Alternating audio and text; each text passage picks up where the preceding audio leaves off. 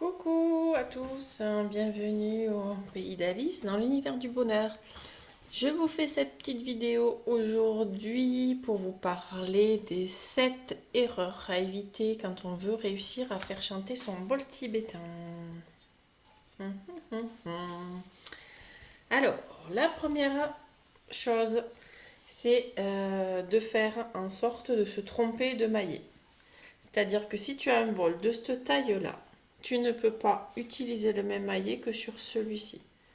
Tu peux, mais tu n'auras pas le même résultat. Je t'explique.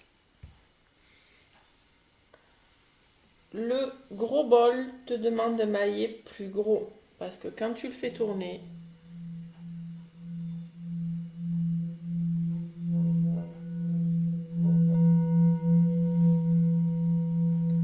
le son a besoin d'être régulier.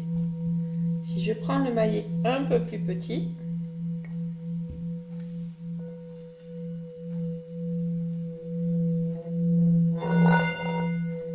tu as entendu?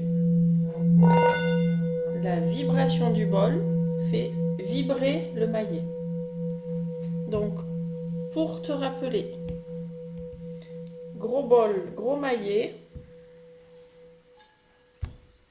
et petit bol, petit maillet.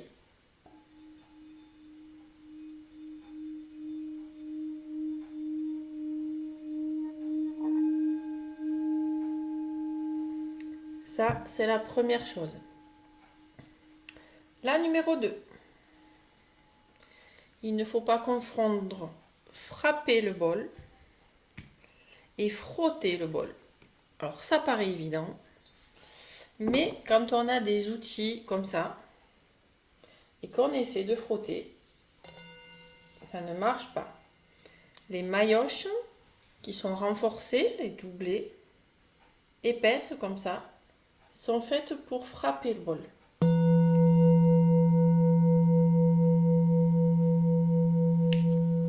Tu as beau frotter, ça ne marchera pas. Donc les maillotches, c'est fait pour frapper. Et les maillets, c'est fait pour frotter.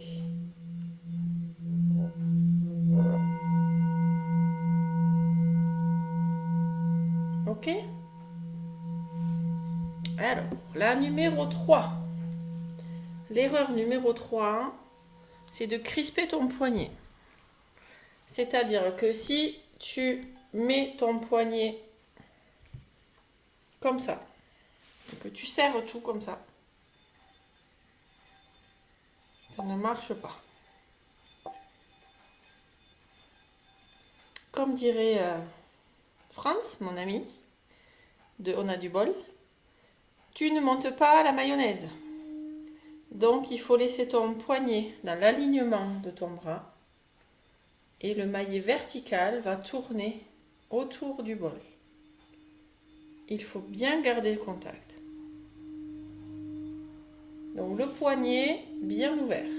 Pas de crispation du poignet. Tu ne fais pas de la moulinette. Ok? La numéro 4. Quand on crispe pas le poignet, on peut être crispé soi-même. C'est-à-dire que celui-là, tu vois, c'est un gros bol qui est un petit peu lourd. Si je commence à me dire, ah bon, allez, je me mets comme ça.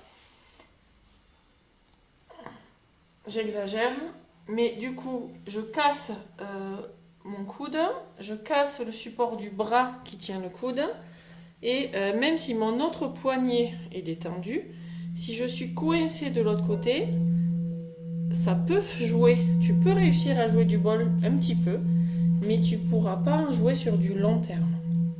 Il faut que tu sois du coup détendu au niveau de ton corps. Donc, assume une posture dans laquelle tu te sentes bien. Là, si je le mets là, je peux caler le bras devant et je tiens le bol un petit peu haut pour que vous puissiez le voir pour la caméra. Sinon, vous le posez sur une table avec le tissu antidérapant qu'on trouve pour l'évier en vaisselle. Ça fonctionne très bien. Et vous pouvez ensuite frotter les bols tranquillement à votre aise. Vous pouvez poser les bols sur les genoux, avoir une tenue décontractée. Ce qui nous amène à l'erreur numéro 5. L'apnée. L'erreur à ne pas faire, c'est d'être adapté. C'est d'être obligé d'aller chercher de l'air en dehors. D'un seul coup, par nécessité, tout simplement. Si tu te retrouves crispé, concentré, et que tu ne respires pas, le bol va pas beaucoup chanter. En fait, c'est une extériorisation de toi. Et si tu ne respires pas, il aura une petite voix, comme là. Si je respire,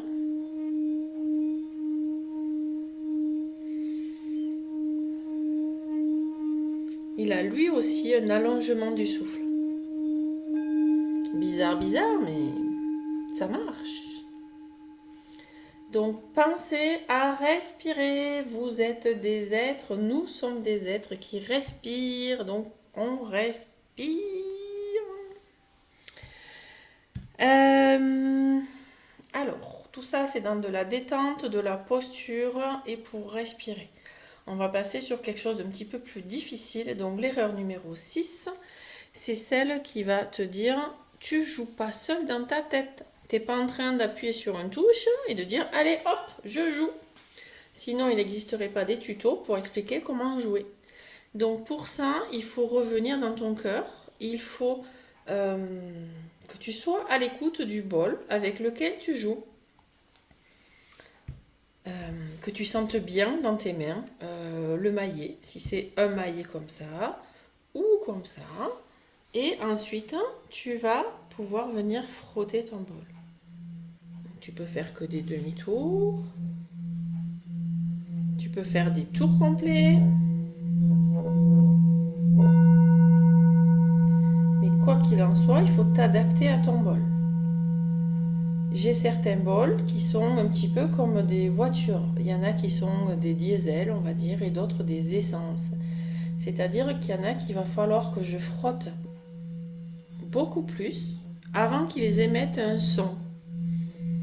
Il y en a certains, comme celui-ci, dès qu'on le touche, hop, il se met à chanter. Donc il faut vraiment t'adapter quand tu es déjà bien dans ta peau, dans ta posture, au bol que tu veux faire chanter. Le petit bol qui est plus vieux, qui est un bol plus antique. Tu vois que tout petit, il ne démarre pas. Il faut rester concentré sur plusieurs tours pour qu'on puisse recevoir son chant.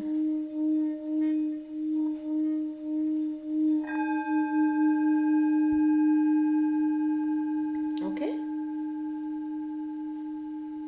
Et l'erreur numéro 7, je le laisse finir de chanter parce qu'il est trop mignon.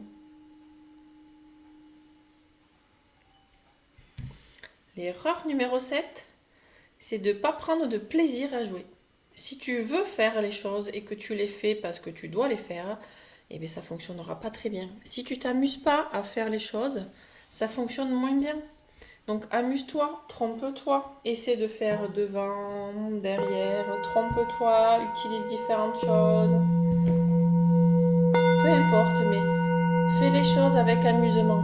Laisse ton corps s'exprimer, laisse ta tête, hop, se poser et joue juste, joue simplement, amuse-toi et régale-toi. Voilà. J'espère que ce tuto qui est dans ma tête depuis déjà de nombreux mois t'aura aidé à faire un petit peu plus de chant au niveau de ton bol tibétain. Et je te dis, écoute, à très bientôt. Et si vous avez besoin d'autre chose, au plaisir de répondre à toutes vos questions et de faire une nouvelle vidéo. Je vous embrasse et je vous dis à très bientôt. C'était Alice de l'univers du bonheur.